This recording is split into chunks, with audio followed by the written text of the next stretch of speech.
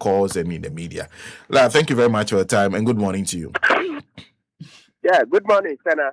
Morning. I hope you're well. Yes. Yes. I nearly added that you are a socialist, but I'm not so sure. But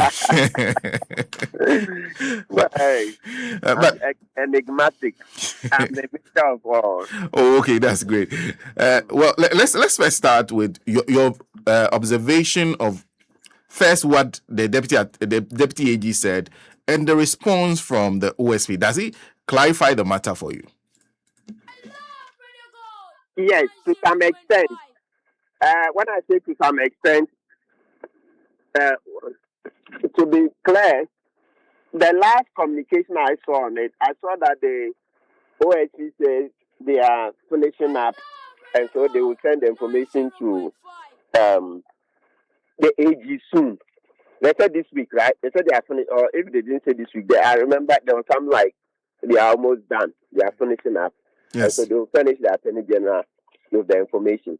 So as I make this commentary, I'm trying to be careful not to inflame or stoke the fire. These things will happen. It's just that, you see, this one has come, that this particular impact has come to reinforce the notion that there is something wrong on this Ofori Atta case.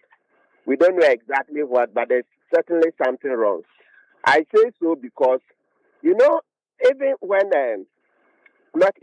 when NDC won the elections, foot soldiers came out and started making noise that close the borders, close the airport, don't allow the MPP appointees to flee. So inside there was a lot of them. Of course, we could not have literally closed the airport like the way the foot soldiers were saying. But what they actually meant then was that ensure that these MPP appointees don't flee.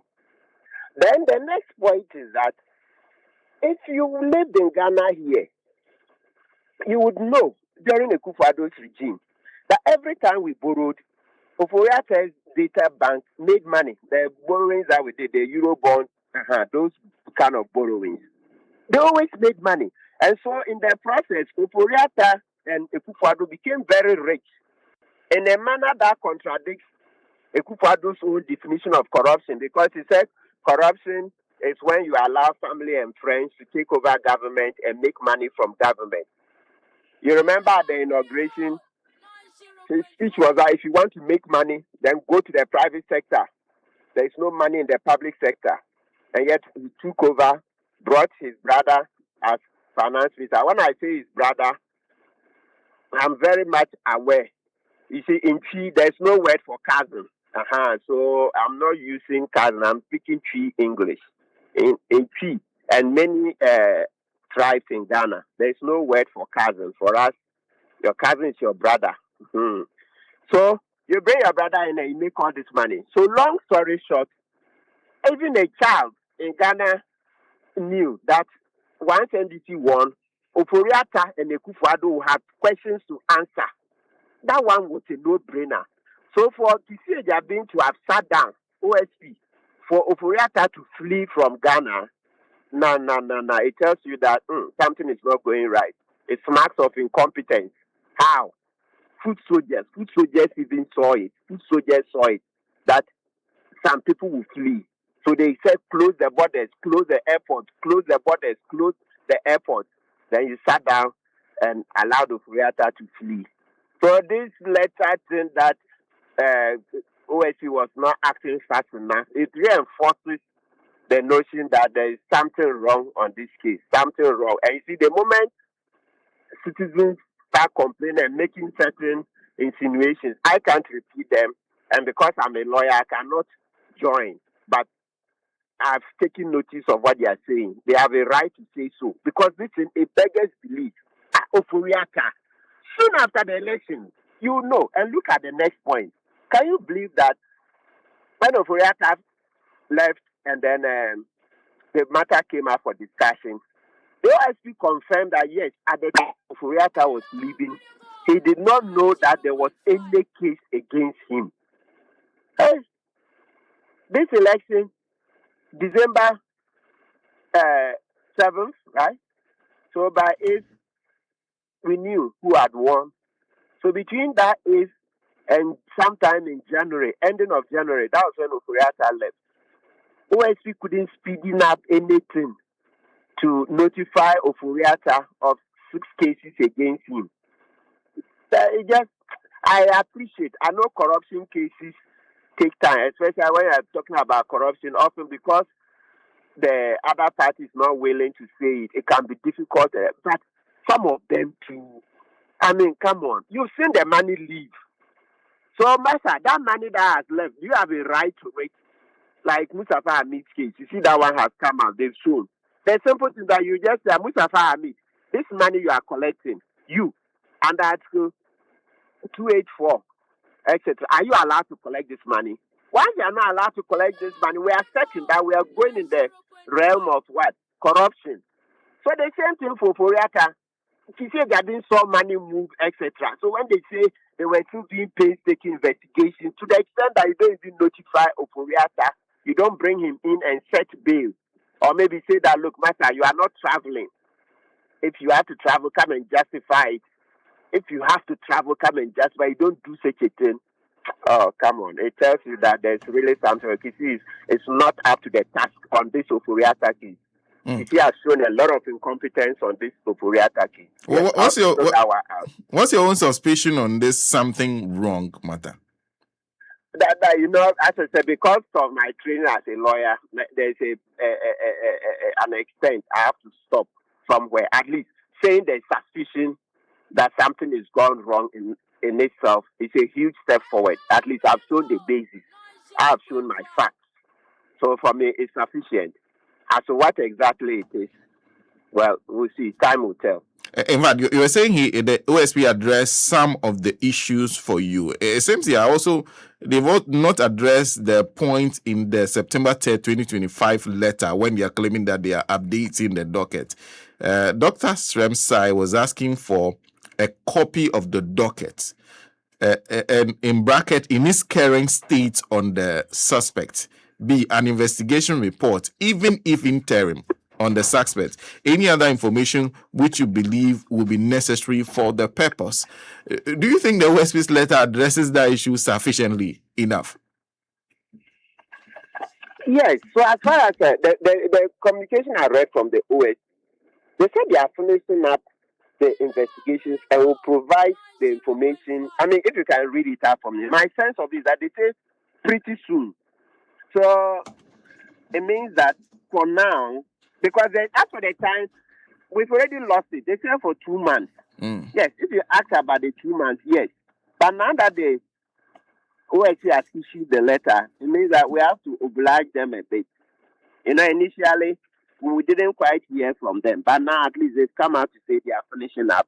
And so they will finish the AG with the information. And that's what I'm saying. So for me, it has come to reinforce the notion that there's something wrong. There's something wrong in this investigation. How OSC could have started for Ofori Atta to go away without knowing there's any investigation against him. I mean, come on. Is this rocket science? Everybody knew that Ofori Atta was all over the place. Look, Data Bank, Enterprise Insurance was taking money, business from the other government, especially SIT. People knew. We discussed this. There were many other things. Everything you hear, Ofori Atta's hand is in this. Ofori Atta's hand is in this. And you sit down for Ofori Atta to escape. And then today, come and tell us some stories. Oh, please.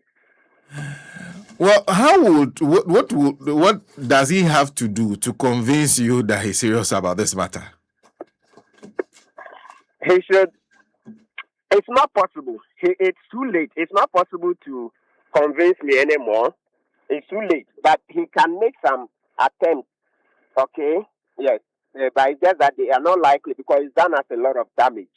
It's done us a lot of damage on this case. But he should attempt doing a trial in absentia. And let's see how that can give us a bit of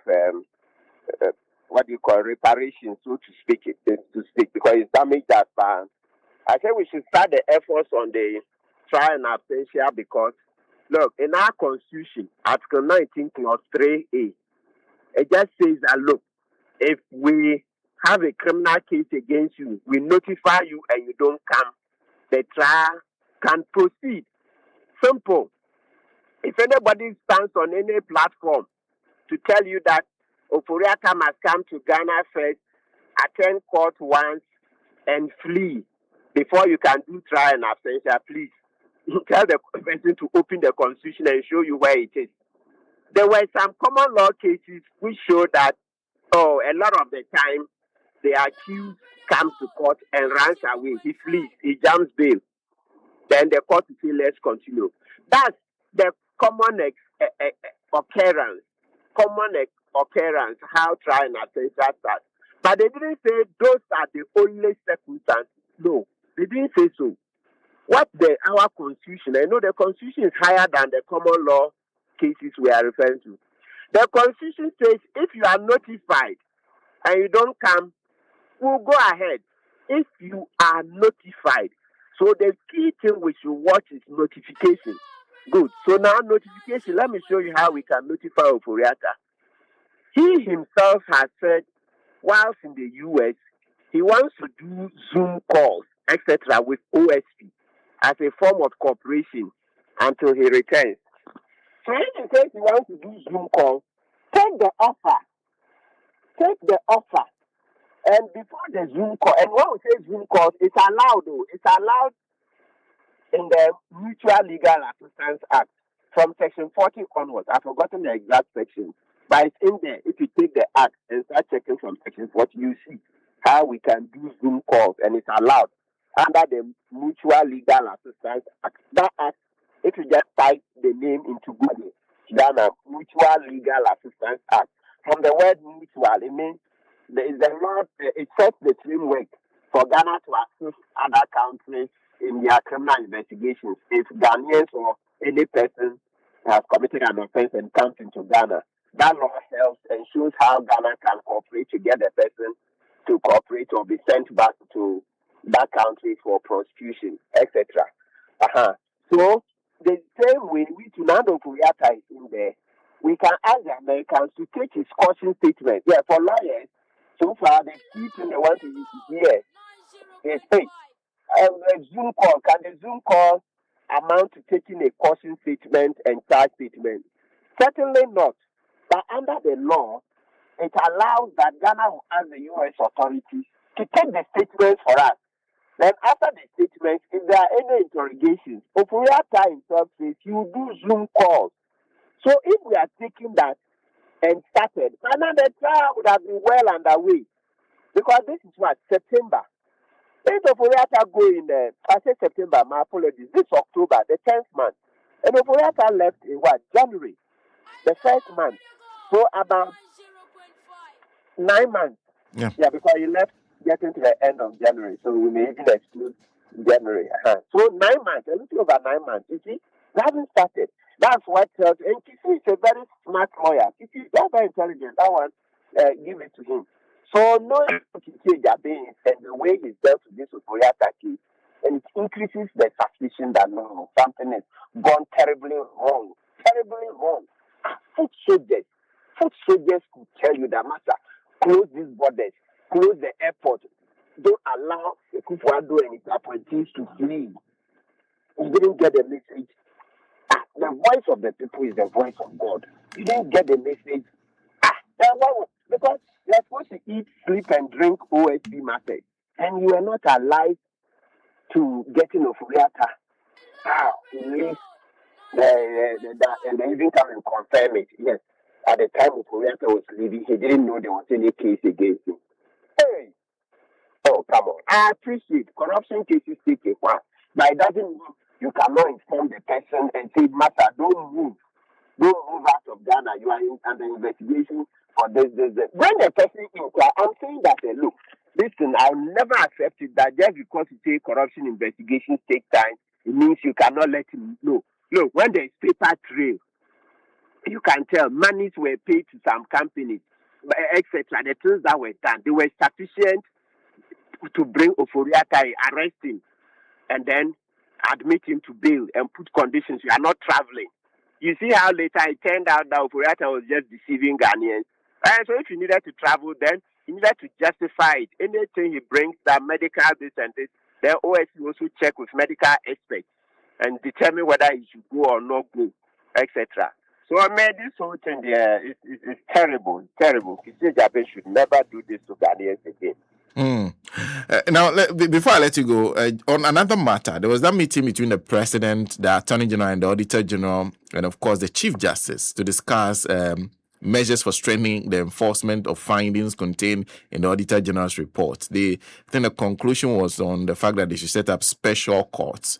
And I'm sure you've seen the statement that was issued by Felix Kwachiofu. So what are your thoughts? Yeah, it's good. It's a great move. You know, some years ago. So what I want to say is that we should keep our eyes on the ball. Keep our eyes on the ball. Keep tracks in media. Maybe a month from now, you go back and ask them, what update do we have? 2 months. You see, sometimes the problem that the issues are many. So we follow one issue 2 weeks and then we leave it and then a new one comes. You see, then because this effort to prosecute them, that's the revelations from Auditor General reports are not new.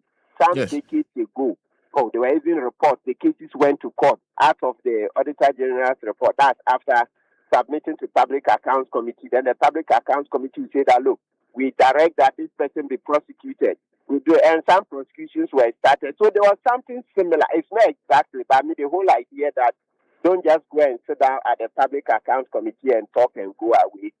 It's not new. So some prosecutions were started. Then after a while, it fizzled out. So this is a renewed effort. It's not totally new. It's the setting up of special courts that appears new.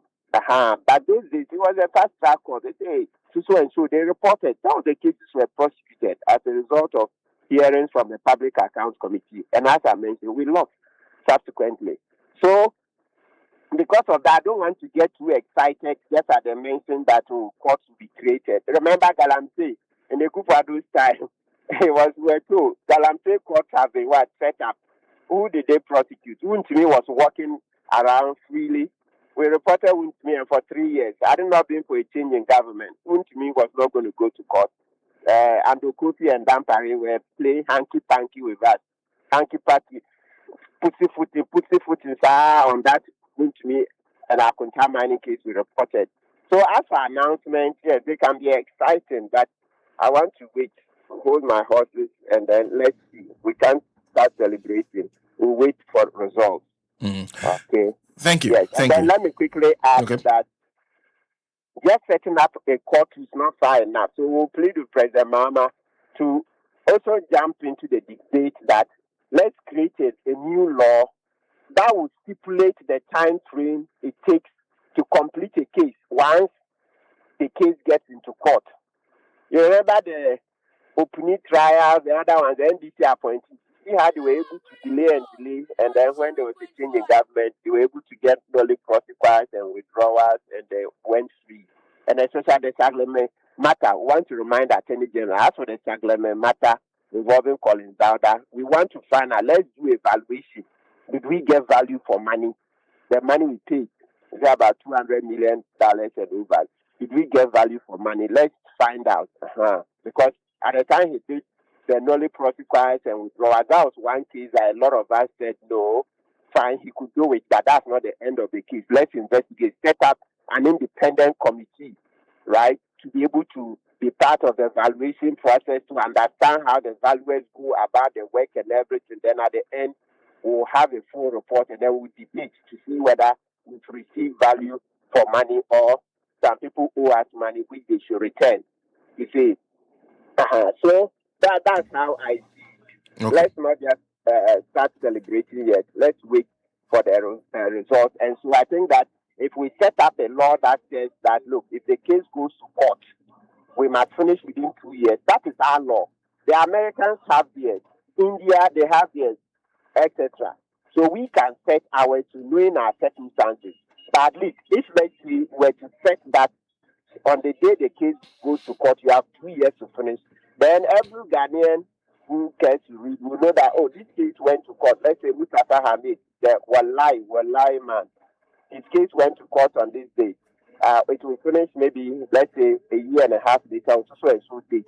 Then Ghanaians start counting. So it gives certainty and it allows for greater accountability. Because for lawyers, if you leave some, not all lawyers, some lawyers will go and then seek adjournment, hoping that it will go past, the case will go past the next election.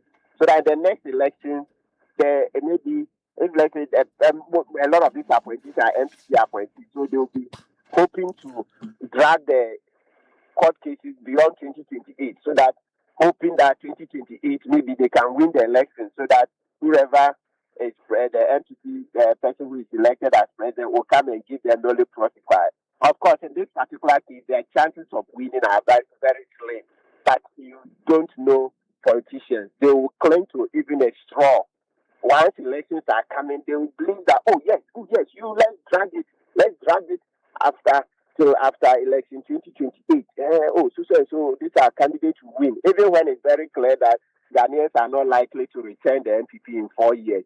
We will look very foolish if we did such a thing, because with the looting that they looted, how can you come back in 4 years? Why are they the only people who went to school? So now me talking, me people, me to tomorrow, can't you vote for me to come and try my hands at something? So why would you go back to NPP? How? Are we foolish? You had your turn, they looted us so much. We still have a larger part of our populace who have not tried their hands. They would also come. So when NPP to return in 4 years, no, it will take beyond a miracle.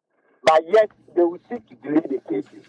So let's try and do a law that would ensure that we finish within a certain time frame. That will help us. Okay. So setting up courts is good, but the new law, Fair Trial Act, that's how they call it in other countries, Fair Trial Act, finish within so and so time period. Finish. Let's have a definite time that this case, it cannot last beyond this in the court. So then it's up to the judge. When he has the case, he will determine that maybe we'll sit every other day, and during each session we'll do 2 hours, 3 hours. The rest will leave it to the judges, their experience at that. And of course, we are all learning. They will get more training from the countries that have those laws, how they go about it. Okay. So that's the key thing. And let's also mention that I understand in the previous administration they were trying to do it. I don't know how far it went. And so we can dust up whatever they started and then engage the public. We were not yet engaged. It didn't reach public consultation stage. So we didn't openly discuss it on the media. So they can do it, then bring it out into the media, then we can join the conversation. Then we take it from there. Just a small feedback. This is your colleague Lawyer David Ametepe listening to you. She says, I've listened to my friend Martin Kpebu on Ofori Atta as regards how the new government looked on for him to sneak out of the jurisdiction. If the information is that Ofori Atta left Ghana on 2nd January 2025, his party MPP was still in power and therefore provided his the cover to escape. President Mahama was sworn in on 7th January and therefore cannot be blamed for this. Regardless of the call by foot soldiers immediately after NDC had won the December 7 election, the NDC wasn't in power until 7th January 2025. Well, were you blaming the new administration for that, or you were talking about the OSP? Today specifically, I was talking about the OSP. But maybe Ametepe is coming back from the point that there were times that we also joined the new administration. Because, please, Senna, you can Google it. There's even a publication by Graphic. You see, the 2nd January he refers to, when Ofori Atta went, he came back. Yes, he came back and then went again. So it's the second going that he didn't come back. And by then, President Mahama had been sworn in. And that's why he says he had addressed his letter to the Chief of Staff. There's something like that. Google, you'll see. It's been verified because it's even Graphic, Daily Graphic that published it. You know, usually state-owned papers will be very careful. If they didn't know what they were doing, they will not do that. So if you Google, you see the story that says that when he was going the second time, he notified government. So government also shares a portion in it, because what I'm expecting is that once the letter reached the office of Chief of Staff, of course, it's impossible to say that Chief of Staff can read all the letters. So it means that whoever is charged with opening the letters and checking what is urgent, etc. He needs to be retrained on these matters. It means that he wasn't alive. I expected that straight once he saw it, he didn't even, well, maybe I cannot say he didn't need to inform Chief of Staff, but what I mean is that at all costs, the security agencies have to be informed. Because, Sana, the point we are trying to make, I don't know how many times we have to repeat it. If you live in Ghana, you didn't think the Ofori Atta will have criminal cases against him, then you don't live in Ghana. So once you see a letter from Ofori Atta that I'm traveling, hey, quick. You have to inform OSC, inform Yoko, inform Attorney General, police. Hey, SMC says it's going, do you guys have anything that you need him to answer before he leaves, etc. So that the fact that wasn't done is also another part of it. So I'm thinking, well, it's good if your question is brought. I'd forgotten, I didn't address that side, but it's also there. It's there. So now you can Google. You see the Daily Graphic story saying that when he was leaving second time, his letter, he also wrote to Chief of Staff. Okay. Then I know you are friends with the foot soldiers. Kimi Ahonfe, who described himself as a foot soldier, says he is not happy. I don't know, he or she, not happy with your description of even foot soldiers cry. Said he doesn't like that at all. That I should draw attention to it. My apologies too. Apologies. Is that how I put it? I think I was trying to say maybe okay, it's all right. We just withdraw. It's because we have. It's not. It's all right. Let me not defend it. It's okay. Thank you. Always a pleasure talking to you. Yes, sir. Okay. Lawyer Martin Kpebu is a private legal practitioner and also an activist. He does a lot of activism on many issues. Taking us to 43 minutes past 8 SM.